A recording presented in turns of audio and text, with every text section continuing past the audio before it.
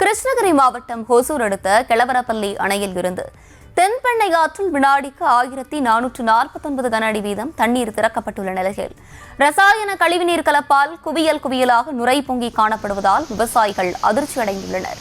இதுகுறித்து கூடுதல் விவரங்களோடு இணைகிறார் செய்தியாளர் ஆனந்த் பாபு. வணக்கம். விரிவான விவரங்களை வழங்கலாம்.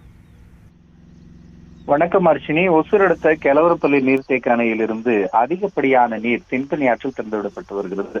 தொடர் கனமழை காரணமாக கெளவரப்பள்ளி நீர்த்தேக்க அணைக்கு நேற்று வினாடிக்கு 904 கன அடி நீர் வரத்தாக இருந்த நிலையில் இன்று தற்போது வினாடிக்கு 1101 கன அடி நீர் வரத்தாக உள்ள நிலையில் அணையின் பாதுகாப்பு கருதியும் நீர்வரத்து அதிகரிக்கலாம் என்கிற நிலையில் தென்பெண்ணை ஆற்றில் வினாடிக்கு 1449 கன அடி நீர் அணையில் உள்ள 7 மதகுகள் மூலியமாக தென்பெண்ணை ஆற்றில் திறந்துவிடப்படுகிறது. அதிகப்படியான நீர் தென்பெண்ணை ஆற்றில் ஆர்ப்பரித்து செல்லக்கூடிய நிலையில் கர்நாடக மாநிலத்தில் தென்பெண்ணை ஓரமாக உள்ள தொழிற்சாலைகளில் உள்ள ரசாயன கழிவுகள் தென்பெண்ணை ஆற்றில் அதிகப்படியாக கலந்திருப்பதால் கெளவரப்பள்ளி நீர்த்தேக்க அணையிலிருந்து திறந்துவிடப்படும் நீரில் அதிகப்படியான ரசாயன நுரை பொங்கி செல்கிறது.